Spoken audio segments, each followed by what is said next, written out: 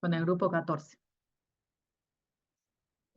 Bien, comenzamos con grupo 14. A partir de aquí, esto entra al tercer parcial y la clase está en la pestaña clases tercer parcial.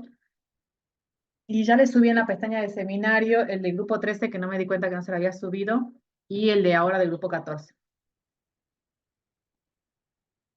Para mañana van a tener la clase del grupo 15 y el seminario del grupo 15 también. Bien, los elementos del grupo 14 es el elemento de los carbonoides, se denomina. Está encabezado por el carbono, luego le sigue el silicio, luego el germanio, luego el estaño y por último el plomo. Tienen como configuración electrónica NS2, NP2. Ya tiene entonces 4 electrones de valencia en total. Carbonoideos es el grupo. 4 electrones de valencia, fíjense. A partir del segundo periodo y hasta el sexto periodo, ¿sí? ¿Qué podemos decir de estos elementos? Tenemos nuevamente aquí la división entre metales y no metales.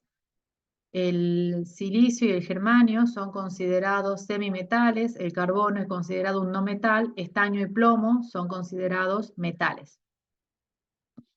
¿Qué características tienen estos elementos? El carbono en la naturaleza se presenta en dos variedades o dos formas. En su forma de carbono grafito, que lo conocemos, y es la mina del lápiz, y en su forma de carbono diamante, que es el diamante, la piedra preciosa, que también hemos escuchado, no sé si la conocemos, yo no nunca vi un diamante en vivo y en directo, pero por alguna imagen sé lo que es un diamante, y seguramente ustedes también. Y también se presenta como una forma alotrópica, que son los que se conocen como fullerenos, que los vamos a estudiar un poquito más adelante de la clase. Silicio y germanio tienen estructuras cristalinas similares a las del carbono diamante. El carbono diamante se caracteriza porque los átomos de carbono se ubican en los vértices de un tetraedro y forma lo que se conoce como red covalente. De hecho, cuando ustedes estudian las redes covalentes en fundamentos de química, el ejemplo típico que se les da es el del carbono diamante. Entonces, en esa estructura no hay moléculas, sino que es una red donde todos los enlaces son de tipo covalente, es un enlace muy fuerte, y ese enlace tan fuerte es el que les da al diamante sus características, por ejemplo, de que es muy duro y que es el elemento más duro que existe. El estaño también existe de dos formas.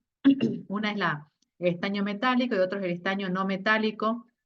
La diferencia entre uno y otro básicamente son las temperaturas ambientes y el plomo se presenta como un solo tipo de estructura.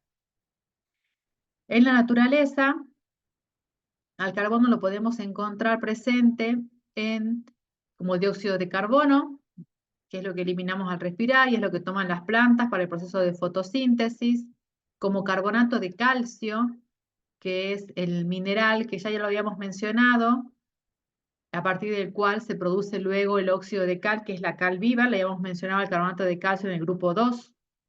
También en compuestos orgánicos podemos encontrarlo al carbono, porque sabemos que existen, por lo menos por escuchar, aunque no hayan cursado todavía orgánica, una gran rama, una parte de la química, que es la química orgánica, que se encarga de estudiar específicamente los compuestos que denominamos orgánicos, que son los que forman parte de muchos de los seres vivos, y en sí son compuestos básicamente que están formados principalmente por los elementos carbono, hidrógeno, nitrógeno, oxígeno, fósforo, azufre y algunos halógenos principalmente, ¿sí? No quiere decir que no participen los otros elementos de la tabla, pero mayoritariamente son esos elementos, y carbono e hidrógeno en particular forman una familia de compuestos que son los conocidos hidrocarburos.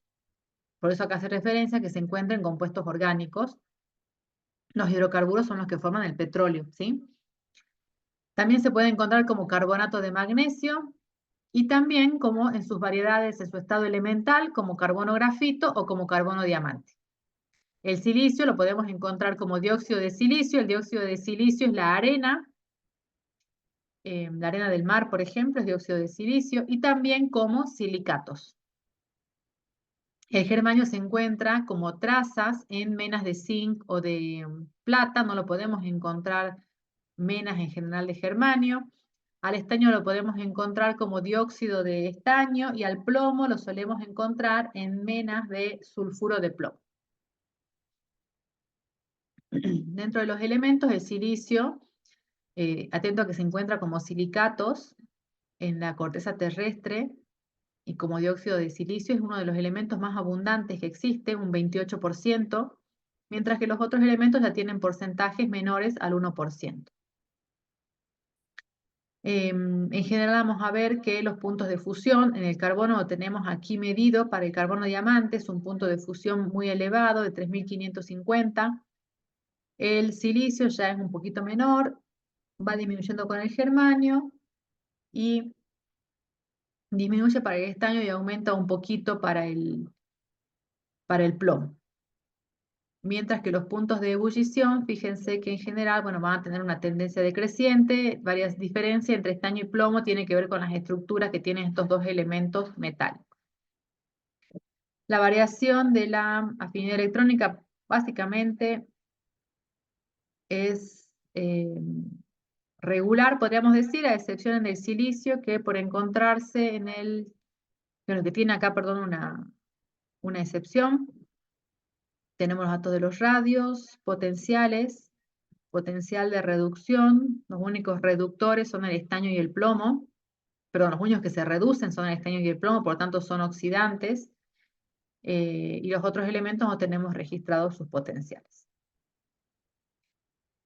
En el ejercicio 1 tenemos que explicar las propiedades del grupo 14, la estabilidad de los estados de oxidación. Bueno, no lo hemos mencionado, pero también ahora a partir de ahora dijimos que en los grupos los elementos van a tener dos estados de oxidación. En el caso del grupo 14, que su configuración electrónica es NS2, NP2, entonces pueden perder únicamente los dos electrones de los orbitales p o bien pueden perder todos los electrones de valencia. Cuando pierden solo los dos electrones del p, presentan el estado de oxidación más 2 y cuando pierden los 4 electrones, presentan el estado de oxidación más 4.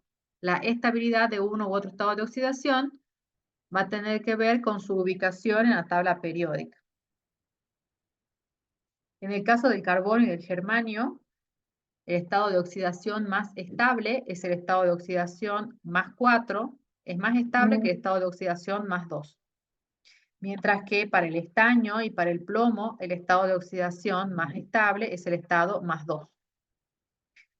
En el silicio no encontramos en realidad compuestos que tengan el silicio con estado de oxidación más 2.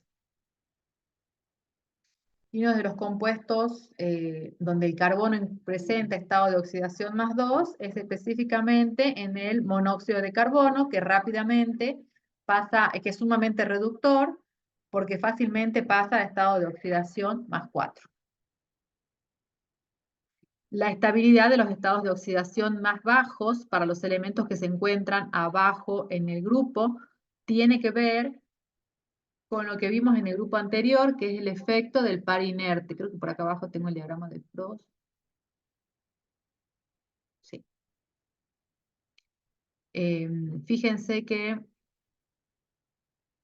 para el estaño el estado de oxidación más estable es el 2, al igual que para el plomo. ¿Sí? Mientras que para los otros elementos suele ser el más 4. Eso se debe justamente al efecto del par inerte que ya hemos explicado para el grupo 13. Luego el punto decía que comparemos el carácter ácido-base de los óxidos del estado de oxidación 4. Recordemos que los caracteres ácido-base los razonamos con los potenciales iónicos.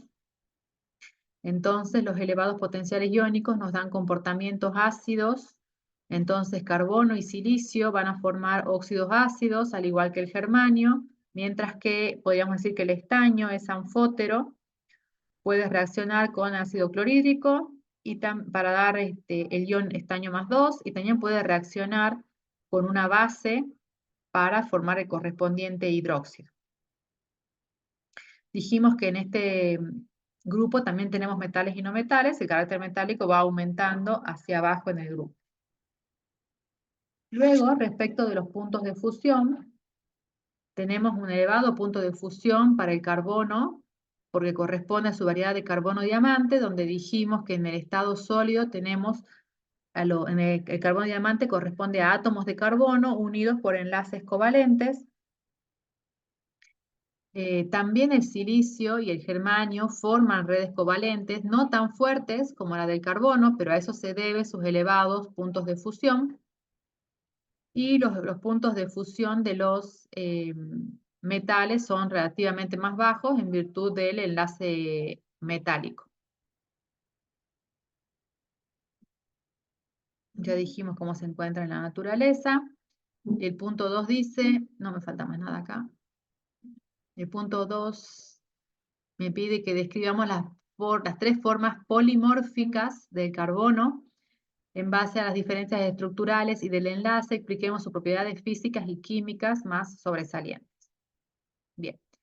Tenemos aquí las 3 formas en las que puede existir el carbono, polimórficas, porque en realidad los átomos de carbono terminan uniéndose de diferente forma y esa estructura que adoptan es la que les da las diferentes propiedades. Las 3 formas son el carbono diamante, el carbono grafito y los fulerenos.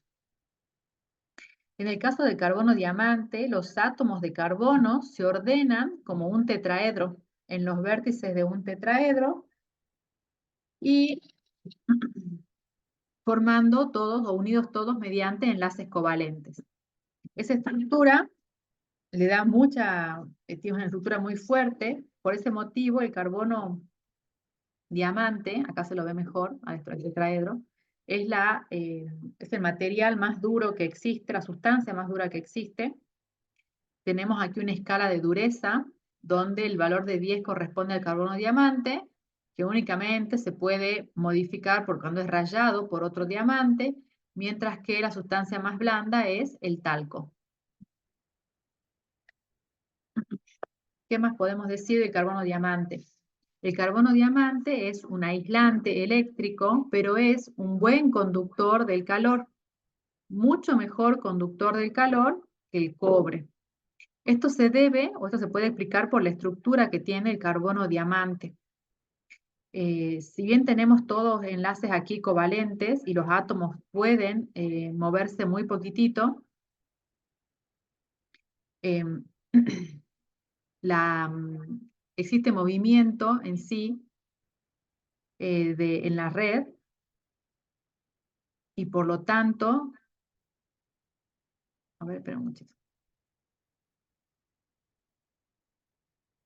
Sí. A ver, podríamos considerar como si sería, perdón, esto una molécula muy, muy, muy grande, donde todos tenemos una red continua de enlaces covalentes y esos átomos, decíamos, se pueden unir muy poquito y por lo tanto, esta molécula tan gigante puede transferir energía calórica directamente como movimiento, ¿sí? Esta red, mejor dicho, porque molécula no es correcto decir, esta red puede transferir energía calórica en sí por el movimiento en masa, podríamos decir, de toda la estructura en sí. Entonces, por ese motivo puede conducir el calor. Su punto de fusión, bueno, vimos que es sumamente elevado y no puede conducir la electricidad porque los electrones se encuentran en posiciones fijas, ¿sí? Por eso no puede conducir electricidad, pero sí puede conducir el calor.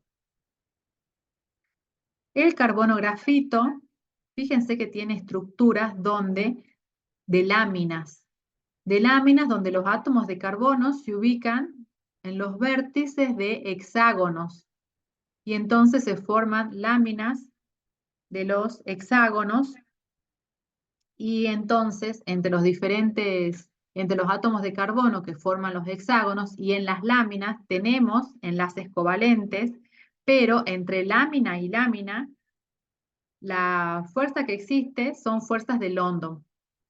Esta gran diferencia es lo que hace que el carbono diamante sea tan duro y el carbono grafito sea tan blando que nosotros podamos utilizarlo para escribir. Porque el carbono grafito justamente es la mina del lápiz, ¿sí? A eso se debe porque cuando escribimos, entonces, la energía que aplicamos hace que rompamos las fuerzas de London que existen entre láminas y entonces el carbono grafito pueda utilizarse para escribir. Para poder explicar la conductividad, porque el carbono grafito puede conducir la corriente eléctrica, entre las láminas tenemos electrones deslocalizados y esos electrones entonces son los que permiten la conducción eléctrica. La estructura se deduce porque las distancias que hay entre lámina y lámina respecto de las que hay entre átomos de carbono en sí son bien diferentes. Se midieron, ¿sí? Entonces se puede diferenciar y se puede concluir, digamos, que esta estructura. La estructura de lámina explica la conductividad eléctrica y la conductividad en el plano es muchas más veces que en sentido perpendicular. El carbono grafito también se puede utilizar como un lubricante porque las láminas se desplazan unas sobre otras. Ustedes habrán visto por ahí que los cerrajeros a veces no le ponen aceite a la cerradura, sino que quizás que han escuchado alguna vez en tu casa cuando tenían que arreglar una cerradura, le ponen grafito como lubricante para cerraduras, por ejemplo. El carbono grafito es mucho más estable que el carbono diamante. La reacción, en realidad, es una reacción termodinámicamente espontánea donde el carbono diamante pasa a carbono grafito. Sin embargo, nosotros nunca vimos un diamante que se transforme en una mina de lápiz. Eso se debe a que esa reacción, si bien es termodinámicamente espontánea, la cinética que tiene la reacción es sumamente lenta. Ustedes cuando estudiaron termodinámica y cinética, les explicaron bien también esta diferencia, que la reacción sea espontáneamente posible no quiere decir que ocurra en forma rápida, eso depende de la cinética. La cinética de la reacción de carbono, diamante, grafito es sumamente lenta. Eso hace que uno piense que los diamantes son eternos, ¿sí? El otro tipo de estructura son los conocidos fullerenos, quizás menos conocidos para ustedes. Los fullerenos son familias de estructuras donde los átomos de carbono se organizan, fíjense, como si serían pelotas de fútbol, parecería, sobre todo el de carbono 60. Pero bueno, pueden formar formas esféricas y a medida que va aumentando la cantidad de átomos de carbono, fíjense que son estructuras de gran cantidad de átomos de carbono, pueden tomar formas elipsoidales. En estas estructuras los átomos de carbono forman anillos de 5 o 6 átomos de carbono, como si serían pelotas de fútbol. Y bueno, la de carbono 60 justamente es una esfera perfecta y a partir de allí se van modificando. Para reparar los fullerenos se suele aplicar una radiación muy intensa, por ejemplo, en el carbono grafito, por ejemplo, como intensa como un rayo láser, por ejemplo, y a temperaturas elevadas, 10.000 grados centígrados. Entonces, las láminas de los carbonos grafito terminan haciéndose curvas y forman las bolas que corresponden a los fullerenos, ¿sí? El hollín de las chimeneas suele contener fullerenos debido a las elevadas temperaturas que se aplican. Entonces terminan algunas láminas de grafito, del carbón que uno puede haber puesto en la chimenea esa, termina formando los fullerenos. El carbono diamante y el carbono grafito son insolubles en todos los solventes porque tienen en general estructura de redes covalentes. Y los fullerenos también tienen enlaces covalentes y existen algunas fuerzas de London entre uno que otro fullereno. Por lo tanto, pueden ser en algunos casos los fullerenos solubles en solventes no polares como el hexano o el tolueno, por ejemplo. Dentro de los compuestos del carbono más comunes, tenemos los carburos, tenemos el monóxido de carbono y el dióxido de carbono. Los carburos son los compuestos binarios del carbono. Existen 3 tipos de carburo y la clasificación es parecida a la que utilizamos para los hidruros. Podemos llamar carburos iónicos o salinos a los que se forman con los elementos del grupo 1 y 2, donde el tipo de enlace va a ser iónico y con el aluminio. Podemos hablar de carburos metálicos o intersticiales con los elementos de transición interna también, donde el carbono se va a ubicar en los intersticios de la red metálica, y podemos hablar de carburos moleculares o covalentes que los va a formar el carbono con no metales del grupo 15, 16 y 17.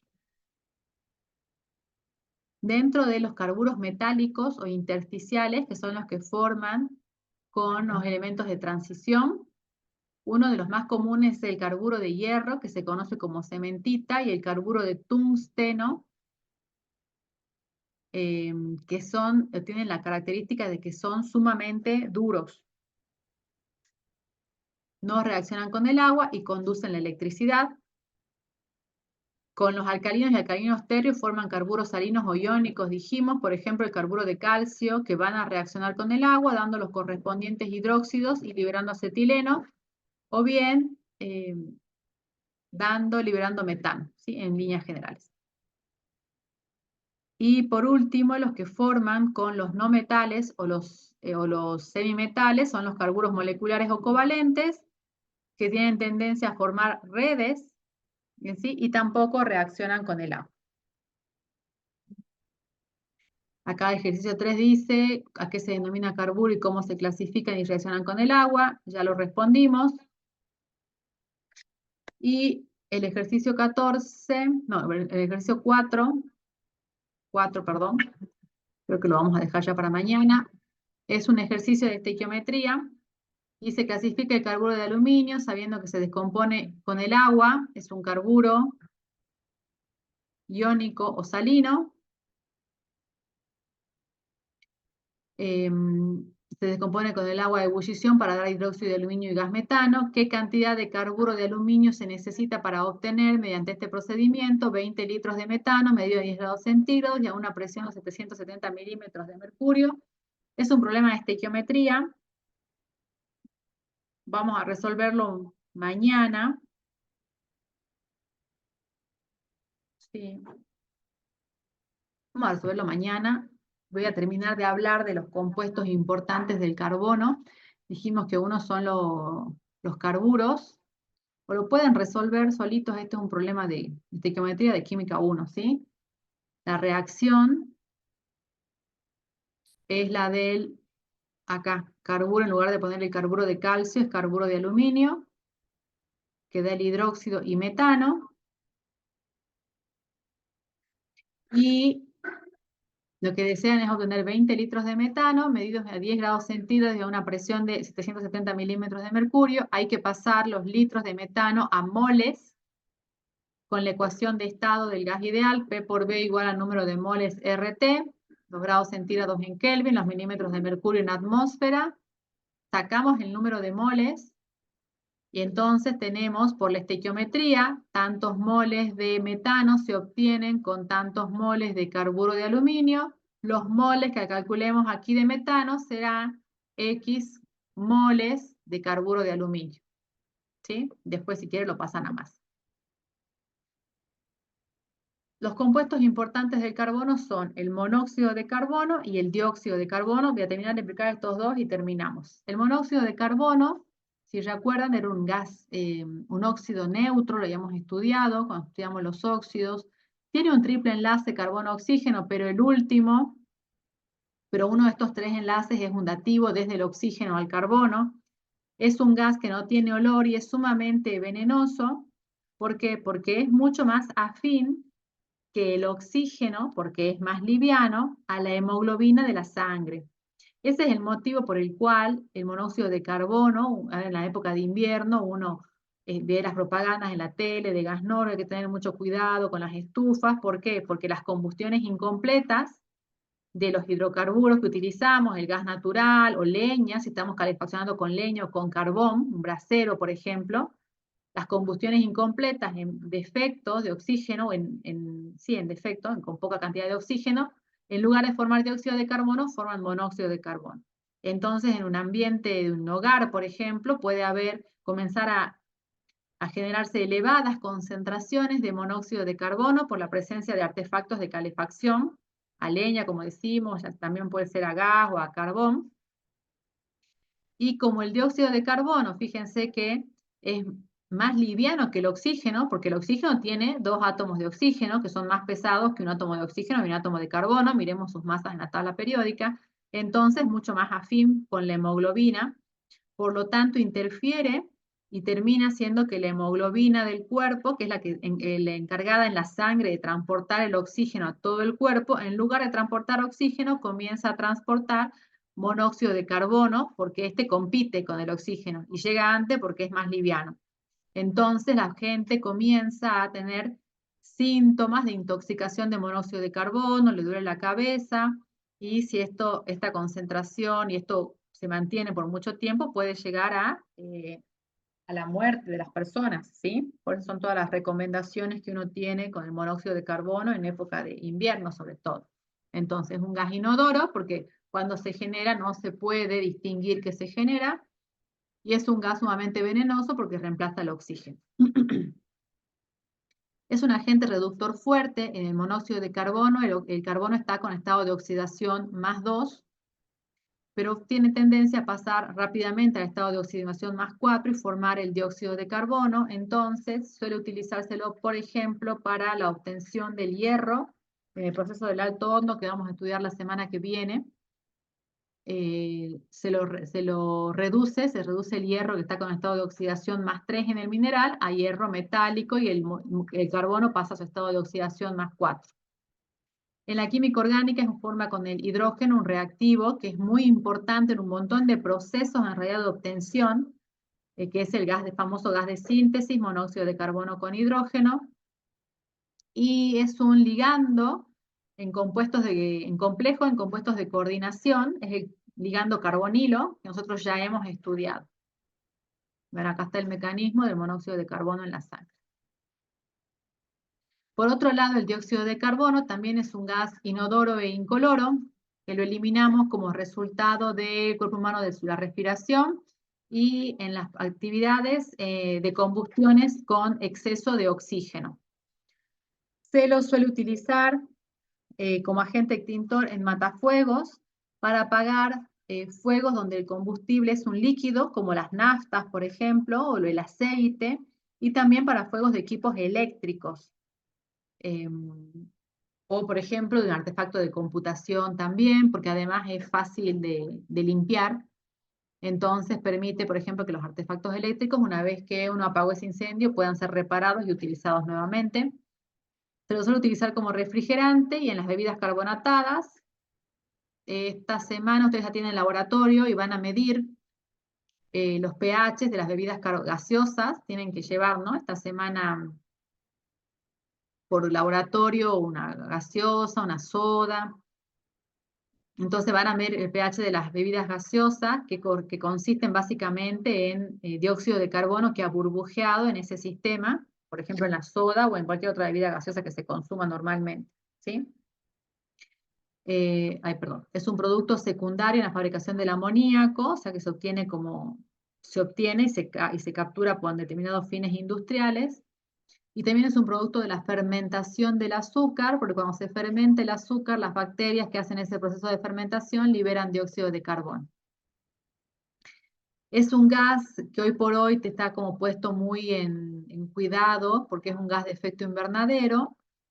El efecto invernadero en realidad es el efecto que existe en la atmósfera, que se debe a la presencia de ciertos gases y que en forma natural tienen la misión de retener radiaciones solares a fin de garantizar que sea posible la vida en la Tierra. Sin el efecto invernadero no podríamos vivir.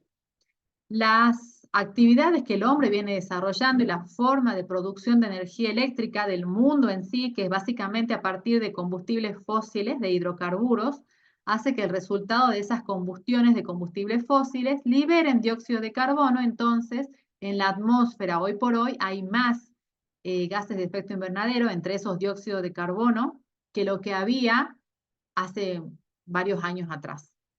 Esa excesiva concentración de gases de efecto invernadero, que se debe a la gran actividad industrial del hombre, hace que se retengan más radiaciones solares que las que deberían próximas a la superficie terrestre, y son las que provocan el problema ambiental, cambio climático, que hoy por hoy escuchamos permanentemente en los medios, ¿sí? Y saben que todo lo que hacemos para reducir la huella de carbono y reducir los gases de efecto invernadero, seguramente han escuchado.